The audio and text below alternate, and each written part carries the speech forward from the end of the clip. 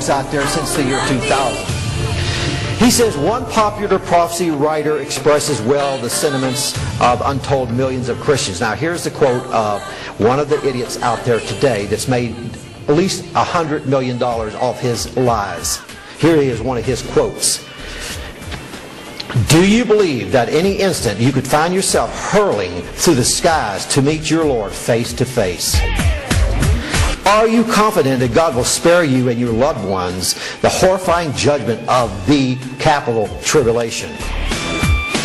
Christians today have more evidence that Christ could come in our lifetime than any generation has come before.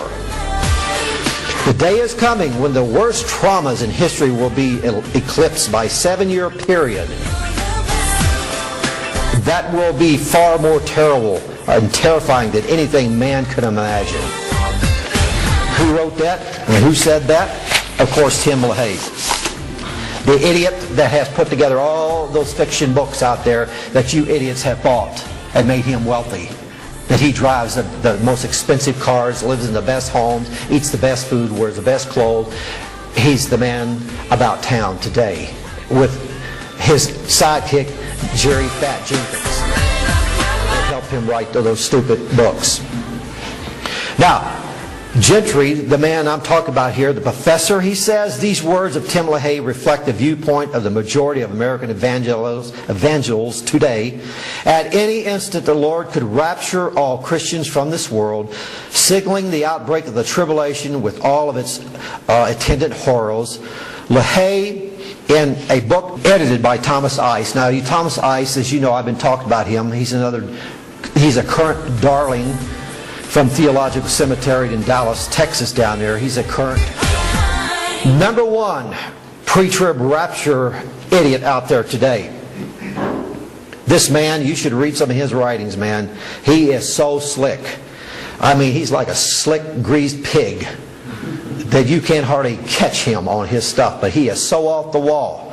Okay, so LaHaye and Ice are together, and they have some chapters entitled like 12 reasons why this could be the terminal generation, which profusely references Matthew 24, the main focus that we're going to be talking about here.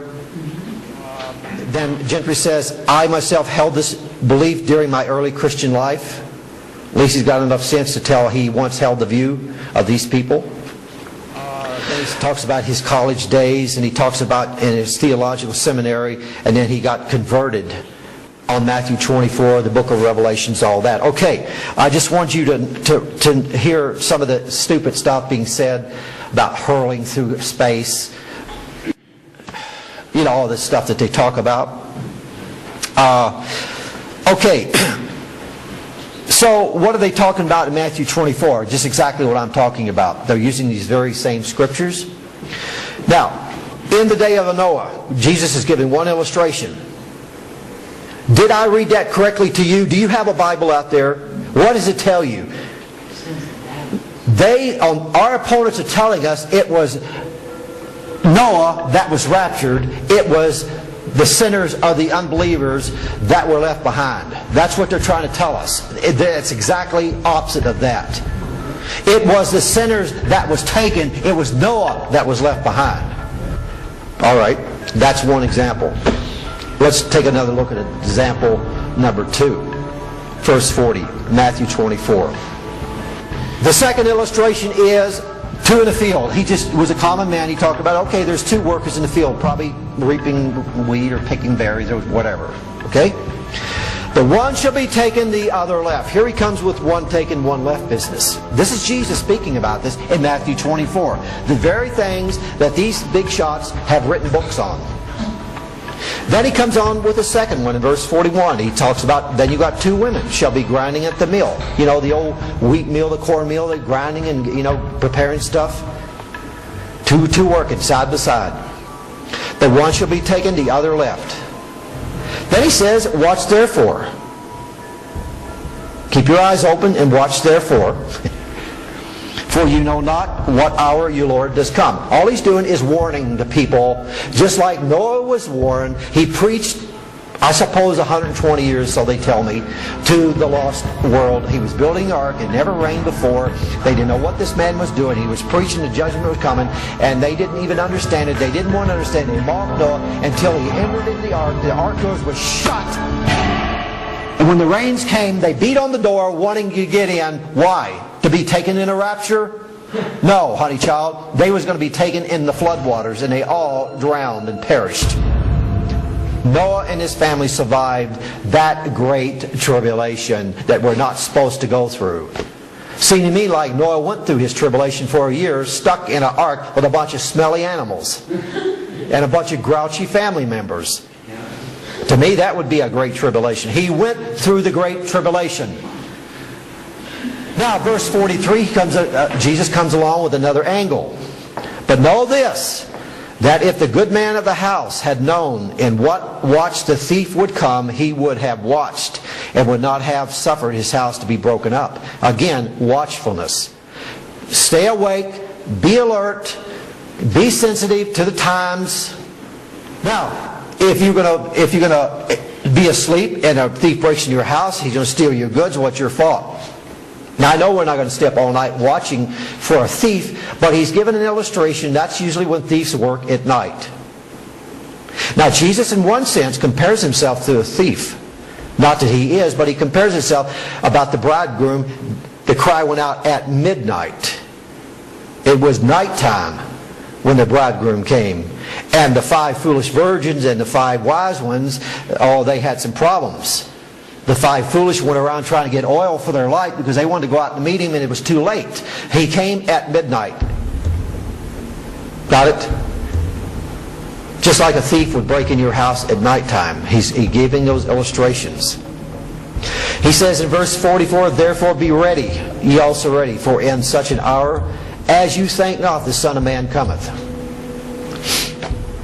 Now, if you talk to Matthew 24, you go to Matthew 24 and read the whole thing. Say from verse 4 on up to where I started here, say 36, that most of that has been fulfilled already. Our opponents, Tommy Ice, LaHaye, all those entourage of people out there, they say that's the future. They say, yeah, I know some of those things happened in 70 AD and that was just a little local thing. It wasn't global. The big global thing's got to come. So this is just a foreshadowing of the bigger things to come. There is going to be a new temple built. There's going to be another man of sin up here. There's going to be a beast. There's going to be horrible tribulation. It's got to be big. Of course, we live in the 21st century. Everything's got to be big. So they say that's the future. And I will tell you, friend, everything that Jesus is talking about in Matthew 24 has already happened. There is not going to be a repeat of that, except the wrath of God is going to come at the end of the world. That will come. And His second coming. So Jesus is warning people of His day, as He did way back there in the very beginning of Matthew. He was talking to an audience, telling them about what was coming in His day. He was telling about the desolation, the abomination. He was talking about the armies encompassing Jerusalem. He was talking about when you see these signs, run out to the hills of Judea. He was warning them already about what was coming. He wasn't talking to us 2,000 years later, friend. If He was saying that's going to come 2,000 years later, they would have went to sleep on Him. They'd say, Jesus, this ain't nothing to do with our generation. But He says, all these things will come to pass in your generation. Now, I will teach on that, and I will tell you how Tommy Ice and all these idiots teach on that generation. It will make you laugh. They know good and well the generation in Matthew 24 was the generation that crucified Christ. That's the generation that was going to be punished by God through the great tribulation that has already passed. There is no great tribulation in the future. It was already done 2,000 years ago to the very generation that crucified Christ and persecuted His people. Okay? But to hear our opponents tell us Matthew 24 is yet to come. Everything in it is yet future. I was taught this. Everybody was taught this. Now, that's just one instance in Matthew 24. Let me see here. This little booklet here, Breaking Through the Rapture Theory. I've told you this before. I put this together in the early 80s, early 1980s. This is after I was taught the truth by God's Spirit about this thing I'm teaching you. This particular on page 5 and 6 deals with my subject here. And I will read some of this to you to let you see that I was teaching this way back yonder. And I give the very same scriptures here. I quote Matthew 24, 37 through 39 here. I start out here. And then I say what happened then at the time of the flood. Those who were spared the wrath of God were left right in the very midst of God's judgments, but protected by the ark. That was the wrath of God upon the sinful world for their sins. That was not just a tribulation. Sure, it was tribulation, but it was the wrath of God because it killed everybody on earth. That was not tribulation, friend. That was the wrath of God being poured out, and Noah and family was right in the very midst of it. Our opponents tell us that we're going to be escaping all this. We're going to fly away in the sky. We're going to miss the great tribulation. We're going to miss the wrath of God being poured out. We're going to miss it all. We're going to be up there eating our favorite meal at the big table with Jesus, the resurrected saints, the angels, God, the Holy Spirit. We're all going to be up there. While hell is breaking loose down here. That's not what Jesus was saying about the days of Noah. Noah didn't go anywhere. He didn't go up to eat no marriage supper of the Lamb. That's not even a shadow and type. It's not even a good illustration. In fact, it's totally opposite of what our opponents tell us. I say here, talking about I used to believe this business, and I said we liked to point at Enoch, who was translated that he should not see death, and claim that he was a type of those who were raptured before the tribulation. Again, another teaching about Enoch. But from the above scriptures, Jesus said, as it was in the days of Noah, not Enoch. Okay? Enoch was translated, went to heaven. Noah wasn't. I say, by the way, Enoch lived 669 years before God's wrath was poured out in the form of the flood. His day had nothing to do with God's judgment. Did Noah escape God's judgment upon the earth? Was the ark caught away into another geographical location or caught up in the clouds? We used to look at Noah as a type of the church that was raptured before the Great Tribulation. Still being taught. Noah didn't escape his tribulation period, nor did he escape God's wrath being poured upon the sinful world around about him. Let's examine the scriptures more closely. Then shall be two in the field, the one shall be taken, the other left. And I quote those verses again. Verse 39 says, and knew not until the flood came and took them all away. That is the key phrase, took them all away. Our opponents say it's speaking about Noah, they were all taken away.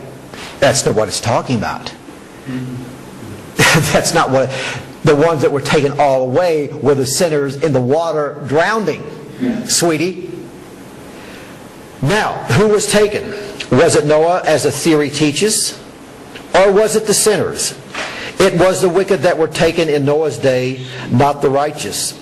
Noah saw the reward of the wicked, just as we shall see the great wrath of God upon the wicked generation shortly to come.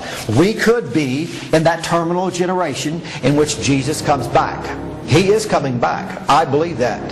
We don't know when, but He is. And this could be the generation. And if it is the generation He's coming back, then He's coming back for one reason. He's coming, two reasons. He's coming back to bring those that had died with Him to get their bodies that sleeps down here, and they will get their glorified bodies to join their soul and spirit. The ones that are living like us are living now, we shall be changed in the twinkling of an eye. We shall receive our reward. We shall get our translated bodies.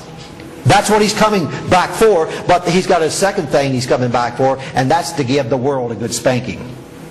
He's coming with tens of thousands of warrior angels to execute judgment upon the sinful world. You can find it all through the Old Testament prophecies about this. So there is going to be a great wrath poured up on a generation. But the generation, Matthew 24, there our opponents tell us, they say it's future. That's already happened, that generation. There is a generation that will receive great wrath, but it's not going to be a Jewish temple. It's not going to be for the Jews only to get them saved so they can be the greatest evangelists, blah, blah, blah. They enter into 1,000-year millennium, all this bull that's already happened. See, all that has already happened in Matthew 24.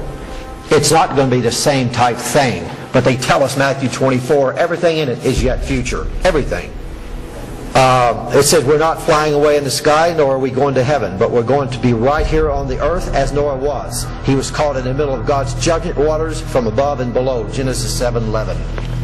So there is no pre-tribulation rapture. The two people in the field, the two women grinding, one was taken, one was left. All he's talking about, he was talking to the audience of his day. If you put it in that context,